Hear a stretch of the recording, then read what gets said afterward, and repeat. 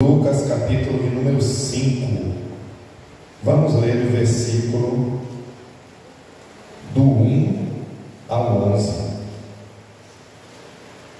Lucas 5, do 1 ao 11. Amém? Amém. Diz assim a palavra do Senhor.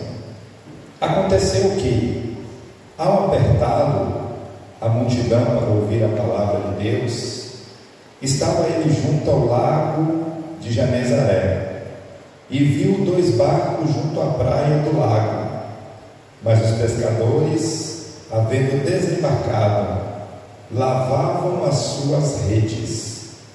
Entrando em um dos barcos, que era de Simão, pediu-lhe que o afastasse um pouco da praia, e assentando-se, ensinava do barco as multidões.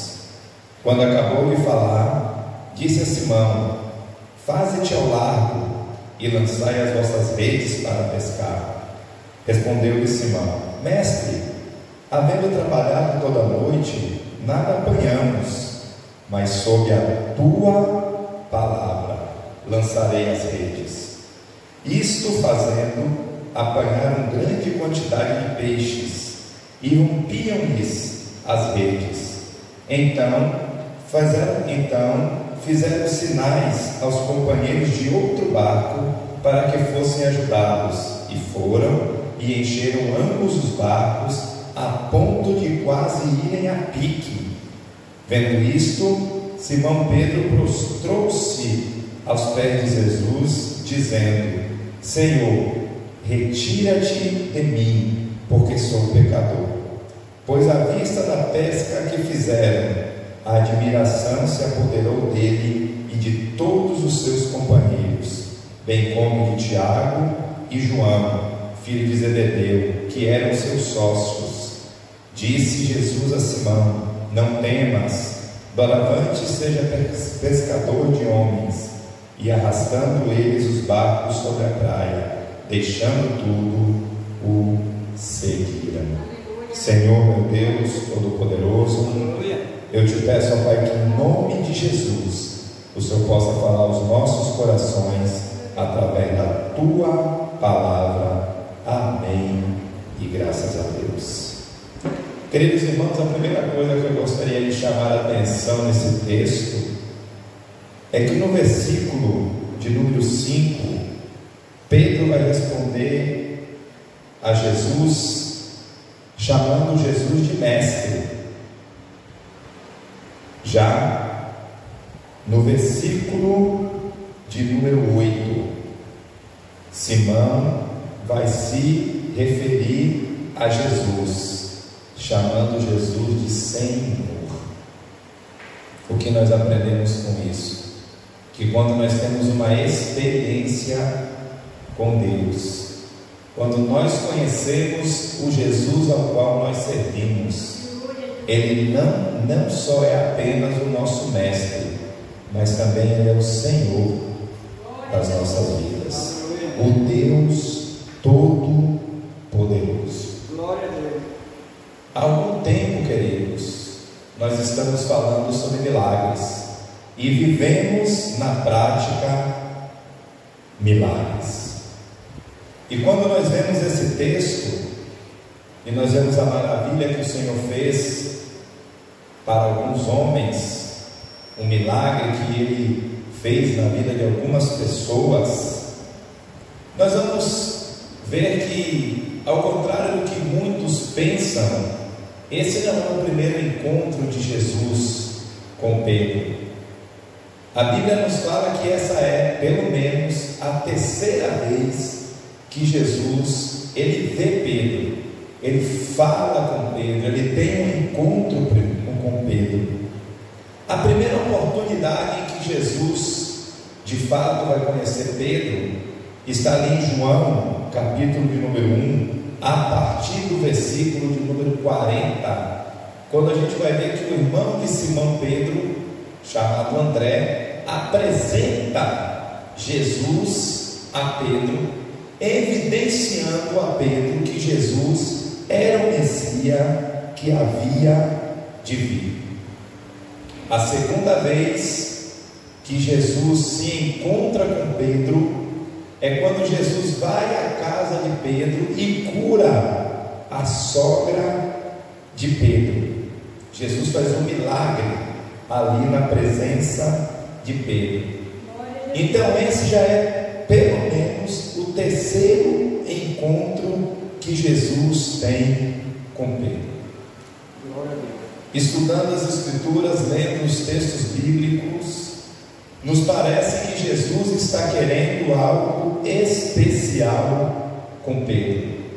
Parece que Jesus ele já está observando e tentando de alguma forma atrair Pedro. Você que está me ouvindo nesta noite, tenha certeza que Jesus está te observando. E tenha certeza que Jesus ele cria oportunidades para nos atrair, para nos aproximarmos da presença dele. Deus, ele gera oportunidades para você estar cada vez mais próximo dele. Nesse texto em que nós lemos, Jesus ele ainda está iniciando o seu ministério. Jesus aqui ele ainda não é conhecido.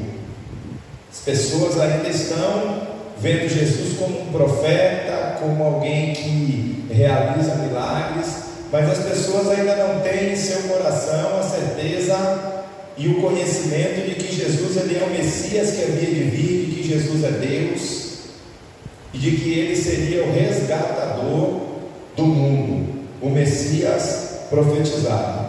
Então, para você entender a sequência dos fatos de como Jesus chegou até aqui, porque o texto fala que as multidões já estavam seguindo Jesus.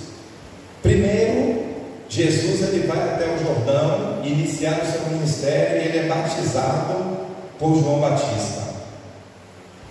Saindo do Jordão, Jesus vai até o deserto, onde ele é tentado pelo inimigo por 40 dias e 40 noites. Saindo do deserto, Jesus ele vai para a sua cidade natal, a cidade onde ele nasceu, a cidade, ou melhor dizer, a cidade onde ele foi criado, a cidade onde ele passou a sua infância, que é Nazaré. Chegando em Nazaré, Jesus vai ao templo, Jesus vai à igreja, e esse texto está registrado em Lucas, capítulo de número 4 em diante. Jesus chegando no templo, em culto, claro, um culto judaico, e eu gostaria de explicar para os irmãos que numa sinagoga judaica havia uma espécie de uma plataforma, o que nós conhecemos hoje como um púlpito, como um altar. Nessa plataforma existiam 3 cadeiras. Uma cadeira era para o líder daquela sinagoga, para a autoridade espiritual daquela sinagoga. A outra cadeira era para o seu auxiliar, a pessoa que naquele dia estaria auxiliando o líder. E uma terceira cadeira ficava vazia. Era de costume o culto, a dinâmica do culto, a liturgia do culto das sinagogas. Era de costume que o líder pegasse uma das escrituras, um dos rolos que continha as escrituras do Antigo Testamento, colocasse em cima de algo que nós podemos dizer que seria um púlpito, e ali ele chamaria uma pessoa que estava assentado em uma de suas cadeiras ou no chão. Essa pessoa vinha até aquele altar e lia aquele rolo, lia as escrituras. Se o líder religioso daquela sinagoga pedisse para aquela pessoa que estava lendo as escrituras, ele poderia explanar o texto, explicar o texto, contextualizar o texto, trazer uma mensagem para o povo. E parece que o escolhido daquele dia foi Jesus, o Cristo. Jesus ele entra na sinagoga ali na cidade de Nazaré, onde ele foi criado. Jesus ele é conhecido naquela cidade, é Jesus, o filho de José, o carpinteiro. E Jesus é chamado para ler o texto. E a palavra que Jesus vai ler é o que está escrito em Isaías, capítulo de número 61. E se você estiver com a sua Bíblia aberta, você pode voltar uma folha, que nós abrimos em Lucas, capítulo de número 5, vamos ler Lucas, capítulo de número 4, a partir do versículo de número 16, que diz assim a palavra do Senhor: Indo Jesus para Nazaré, onde ele foi criado, entrou em um sábado na sinagoga, segundo era de costume, e levantou-se para ler. Então lhe deram o livro do profeta Isaías, e abrindo ele o livro, achou o lugar onde estava escrito: O Espírito do Senhor está sobre mim, pelo que me ungiu para evangelizar os pobres, enviou-me para proclamar a libertação aos cativos e restauração das vistas aos cegos, e para pôr em liberdade os oprimidos, e para apregoar o ano aceitável do Senhor. Jesus lê essa palavra para aquelas pessoas, para os seus ouvintes, e quando Jesus termina de ler aquela palavra, Jesus ele vai explanar, Jesus ele vai explicar o significado daquilo que ele leu. Jesus vai dizer ao povo o que significava aquilo, era o costume deles. Só que Jesus, naquele dia, surpreendeu os seus ouvintes dizendo que hoje se cumpre o que o profeta Isaías escreveu. O ano aceitável do Senhor chegou e está aqui. Eu vim para cumprir isso que está escrito nas Escrituras. Eu vim para libertar o oprimido. Eu vim para trazer cura. Eu vim para pregar o ano aceitável do Senhor. A palavra vai nos dizer que aquela mensagem de Jesus naquele dia foi algo tão forte, foi algo tão duro para o povo suportar, que expulsaram Jesus da sinagoga e expulsaram Jesus daquela cidade. Jesus, ele é expulso da cidade onde ele nasceu. Tudo indica, segundo as Escrituras, que Jesus voltou para aquela cidade apenas uma única vez depois deste fato acontecer em seu ministério. E a palavra do Senhor vai dizer que Jesus, ele não operou nenhum milagre naquela cidade, devido à incredulidade daquele povo. Jesus também, ele vai lançar um princípio que nós conhecemos até hoje, onde Jesus vai dizer que o profeta, ele não tem honra aonde ele é conhecido. O profeta, ele não tem honra na sua própria casa. Assim fala o Senhor Jesus. Então Jesus, quando ele é expulso da cidade, devido à dureza da sua palavra, Jesus ele vai para Cafarnaum, a cidade de Cafarnaum. E lá em Cafarnaum, já comentei isso com os irmãos aqui recentemente, Jesus ele vai fazer a sua morada. Jesus ele vai morar, ele vai ter Cafarnaum como uma cidade, como um ponto estratégico. Cafarnaum naquela época era uma cidade litorânea, uma cidade de praia, era uma cidade muito importante, era uma cidade em que Roma tinha os olhos voltados para aquela cidade. Era uma cidade onde era um local alfandegário, tinha uma alfândega ali, os impostos eram cobrados naquela cidade. E aqui eu já trago a memória dos irmãos acerca de Mateus, chamado Levi, que trabalhava naquela cidade cobrando impostos. Mateus, o mesmo que é escritor de um dos evangelhos. E Cafarnaum também era a cidade onde Pedro morava. Pedro residia na cidade de Cafarnaum. Estudando as Escrituras também, a gente vai entender que Pedro ele tinha algum tipo de negócio pesqueiro. Poderíamos dizer hoje aqui que Pedro tinha uma empresa que trabalhava com o ramo da pescaria. Lemos no texto, inclusive, que Pedro tinha sócios no negócio ao qual ele era um empreendedor. Versículo de número 1, que vai dizer assim: aconteceu que ao apertar a multidão para ouvir a palavra de Deus, estava ele junto ao lago de Genezaré. Então, quando Jesus ele chega à beira da praia, a palavra do Senhor está nos dizendo que de alguma forma havia uma multidão ali, e que essa multidão estava apertando Jesus para ouvir a palavra de Deus, para ouvir a mensagem.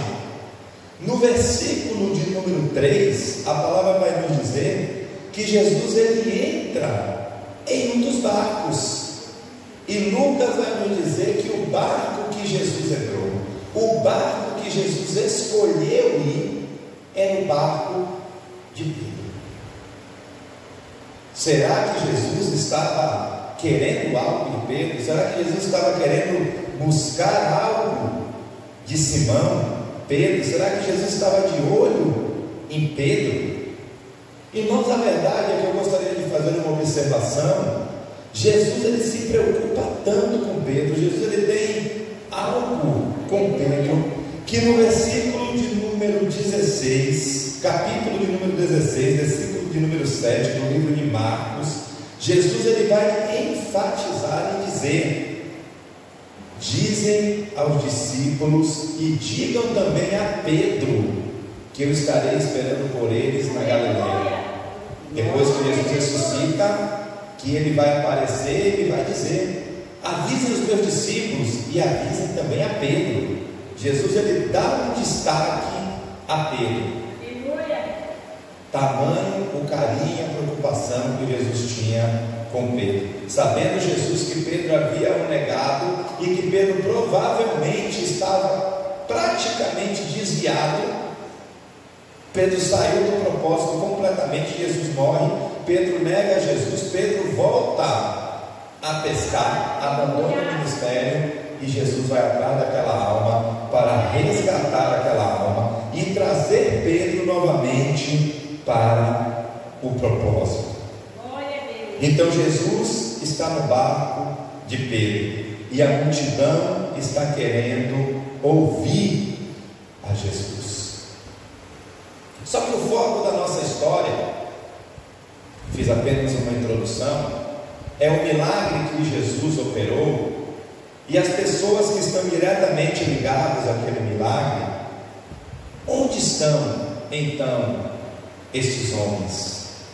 Os pescadores, ao qual Jesus vai trabalhar na vida deles. Uma noite frustrada de pescaria, o barco já ancorado na praia, certamente o barco já estava limpo. Irmãos, me chamou a atenção, porque eu fui na cidade de Piranhas e eu fiquei observando as embarcações. Todas as vezes que um barco parava, alguém vinha lavar o barco, e é assim que funciona. O barco parou, desembarcou, as pessoas vão, lavam e deixam aquele barco limpo. Então os pescadores provavelmente já tinham lavado o seu barco, e a palavra nos fala que os pescadores estão naquele momento lidando com o seu fracasso. O barco já está ancorado, encostado na praia.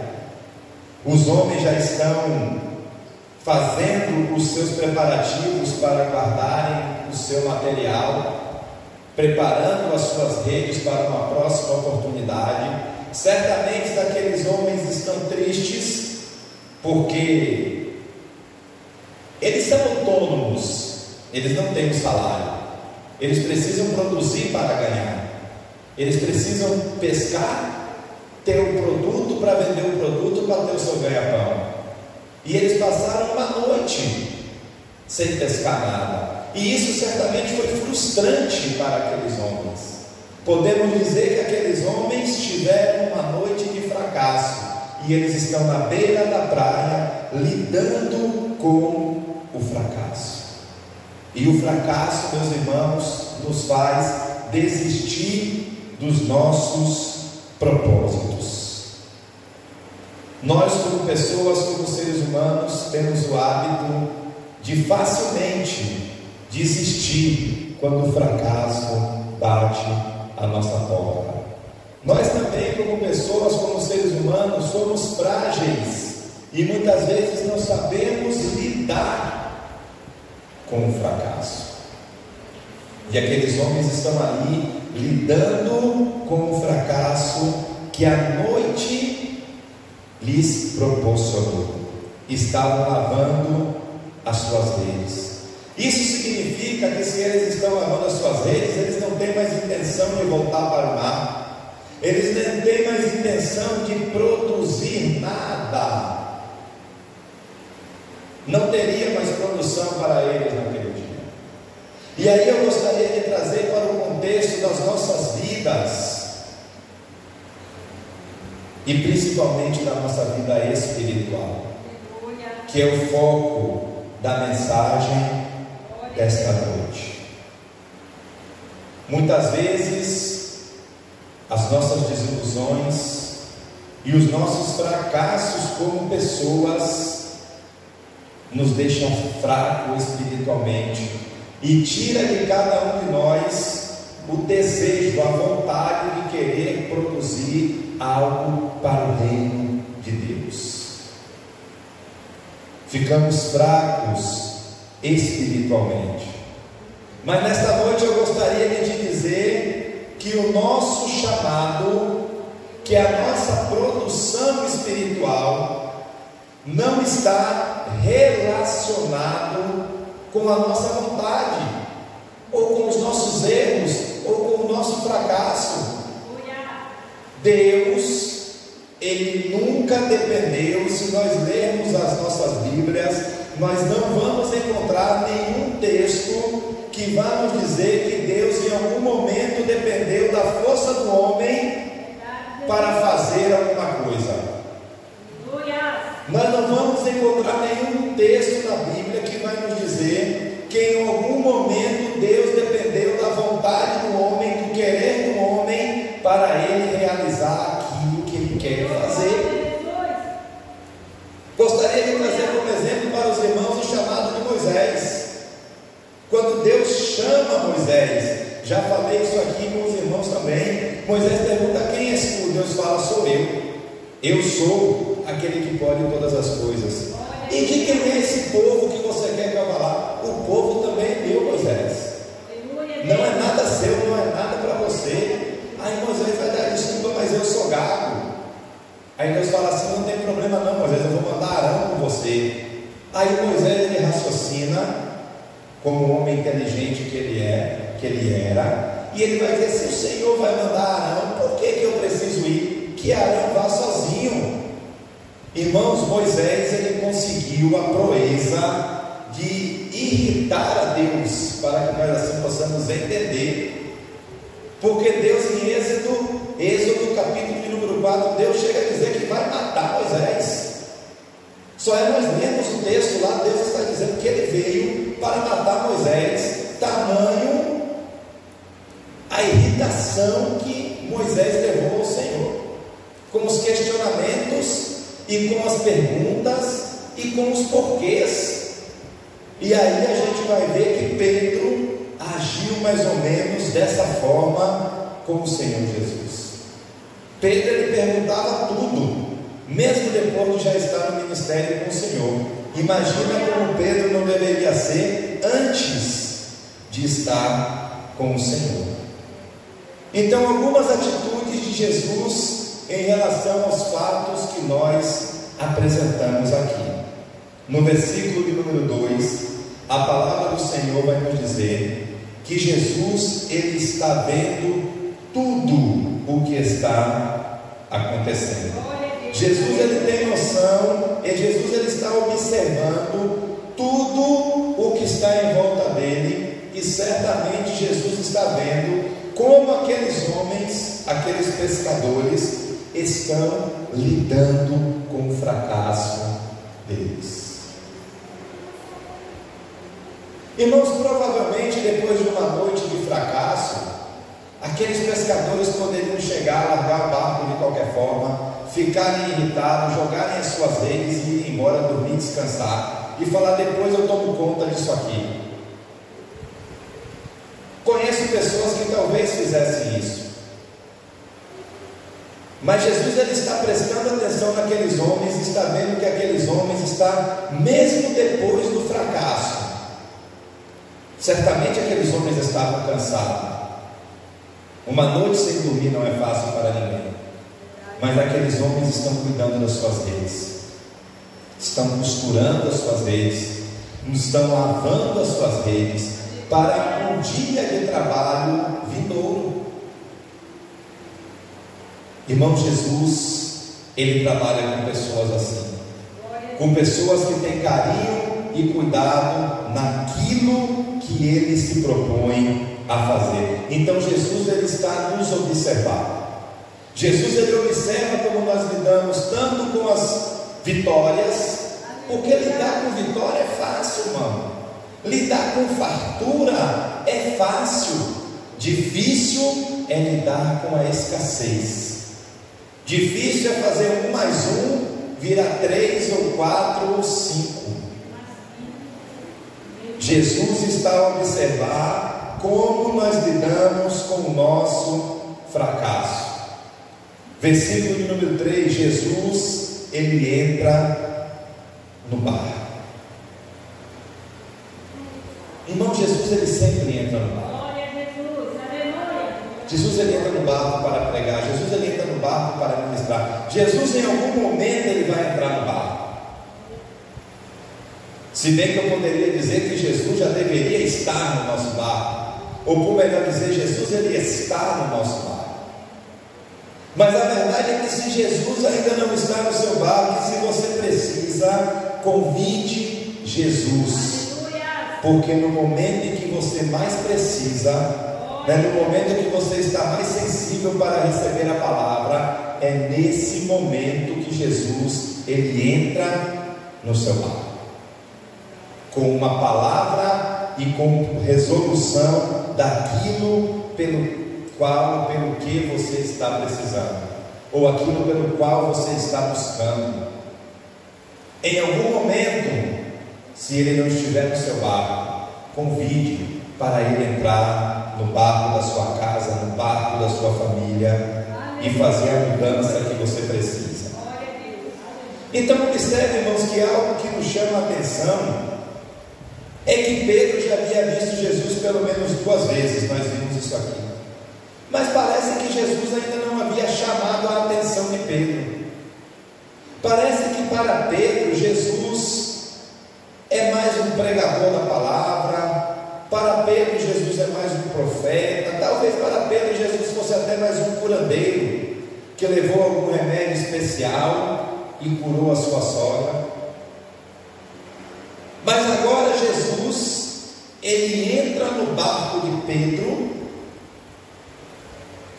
em um momento difícil para Pedro e para os seus sócios, e ele vai fazer do barco de Pedro um púlpito. O barco de Pedro vira um púlpito para Jesus. Primeira coisa que nos chama a atenção é que Jesus, antes de tratar o material na vida de Pedro, Jesus ele vai levar o espiritual para Pedro, para a multidão e para os seus sócios. Precisamos primeiro nos render à palavra de Deus, nos render a Jesus, para que Jesus depois opere maravilhas nas nossas vidas. Antes da maior pescaria da vida de Pedro e de seus discípulos, e talvez de alguns amigos de Pedro que não estavam nem ali, porque a palavra fala que ele chama um barco que ia passando para o ajudar. Primeiro eles vão ouvir a palavra de Deus. Muitas vezes, antes de Deus operar no material em nossas vidas, Deus ele vai trabalhar e vai operar no espiritual espiritual. Muito obrigado. Deus, Ele vai trabalhar e vai operar no espiritual. Por quê? Porque a prioridade de Jesus é a nossa vida espiritual. Precisamos entender isso. Muitas vezes nós buscamos o que é de material, mas esquecemos o que é o espiritual. Muitas vezes não estamos nem prontos para receber algo que Deus tem para nos dar. Precisamos primeiro tratar a nossa vida espiritual junto com o nosso Deus. Vamos entender um pouco da personalidade de Pedro. Pedro, ele não é paciente. Pedro, em alguns momentos, parece que ele é um homem que gosta de confusão, que gosta de briga. Prova disso é quando ele vai lá arrancar a orelha do guarda. Pedro também é um homem questionador, pergunta tudo, questiona tudo. Pedro é um homem influenciador. Por várias vezes Pedro tenta influenciar Jesus. Muitas vezes ele traz um problema e traz a solução para aquele problema, só que de uma forma pela qual Jesus não concorda. E ele é chamado a atenção de Jesus por algumas vezes. Pedro, naquela noite, certamente está frustrado, chateado, quem sabe bravo. Hoje não vai ter o recurso financeiro na minha casa, na casa dos meus trabalhadores, ou então eu vou ter que mexer na minha reserva para pagar aqueles que me ajudaram na pescaria, e nós não pescamos nada. Até que Jesus, ele entra no barco dele. Irmãos, imaginem a dinâmica na cabeça desse homem, que certamente está atribulado. E ainda alguém vem e pega o braço do barco dele e vai fazer do barco dele um púlpito. E olha que a pregação de Jesus, na maioria das vezes, era uma pregação demorada, não era uma pregação rápida. Nós é que gostamos de pregação de 20 e 30 minutos, mas quanto tempo não deve ter durado a pregação de Jesus no Sermão do Monte? Ou em alguns daqueles locais que Jesus pregava, quando ele fez a multiplicação dos pães e dos peixes, que em um momento a palavra do Senhor fala que Jesus está pregando e anoitece e escurece, Jesus está pregando e o povo não tem como ir embora, e não tem comida. Então, para os irmãos entenderem como era a pregação de Jesus, até que Jesus, quando termina de pregar, se aproxima de Pedro e dos seus amigos, ou manda chamá-los, ou eles vêm para ver qual é a situação do barco, ou tamanha ousadia de Jesus ter pego o barco deles. E Jesus olha para aqueles homens e manda que aqueles homens vá para alto mar para poder pescar. Outra coisa, irmão, que nos chama a atenção e que eu gostaria de trazer de uma forma doutrinária para os irmãos nesta noite, é que Jesus poderia chamar os peixes para vir ao encontro daqueles homens, para se aproximarem da beira da praia, mas Jesus, ele manda que aqueles homens vão para o alto mar para poder pegar os peixes, para poder pegar o seu sustento. Irmão, muitas vezes nós podemos até questionar a forma que Deus faz. Muitas vezes nós podemos, com o nosso raciocínio, com a nossa lógica humana, pensar que existiria uma forma mais fácil de fazer algo. Se eu posso fazer assim, que é mais fácil, que é mais rápido, por que eu vou fazer de outro jeito? Por que Deus está me mandando eu ir por outro caminho? Aleluia. E aí nós precisamos entender que Deus, ele tem o controle de todas as coisas, e Ele sabe os meios que Ele vai usar para nos abençoar. Então não questione quando Deus te direcionar por um caminho que pareça ser mais difícil. Jesus, ele não era pescador, Talvez até Jesus não entendesse nada de peixe ou de pescaria. Jesus, ele era carpinteiro, filho de carpinteiro. O ofício de José, seu pai, era carpintaria. Era costume judaico, era quase que uma obrigação que os filhos seguissem a profissão de seus pais.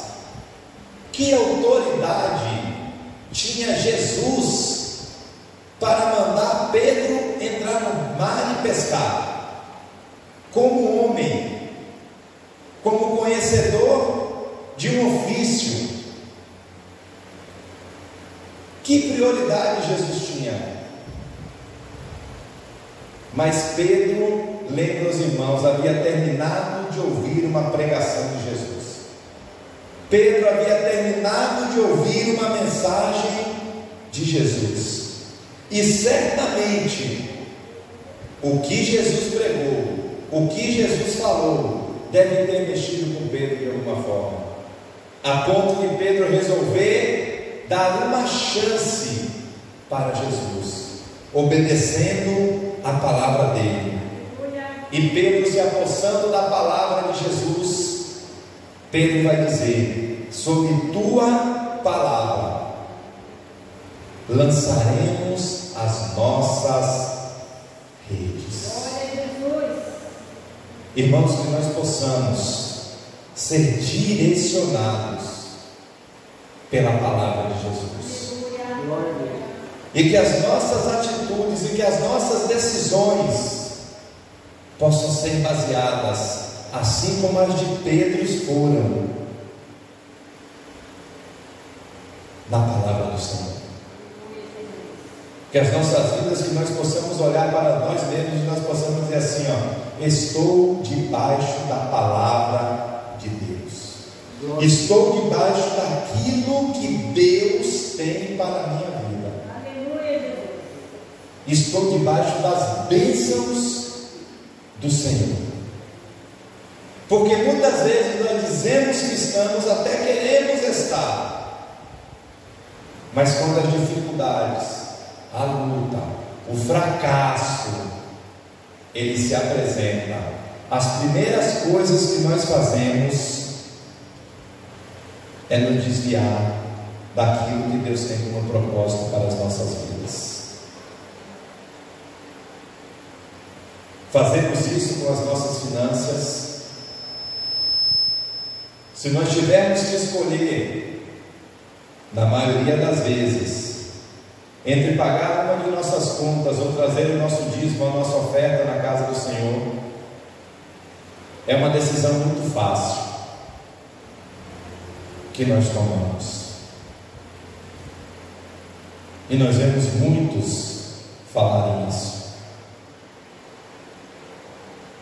Muitas vezes, quando o assunto é de ordem pessoal e o que é pessoal é intransferível, é muito fácil abrir mão daquilo que Deus tem para as nossas vidas como santidade e decidir satisfazer os nossos desejos. Mas que o Espírito Santo de Deus possa nos conduzir, possa nos direcionar a uma vida que esteja debaixo da palavra de Deus. Amém, meus irmãos? Amém. Deus, assim, com esta palavra, possa nos abençoar em nome de Jesus.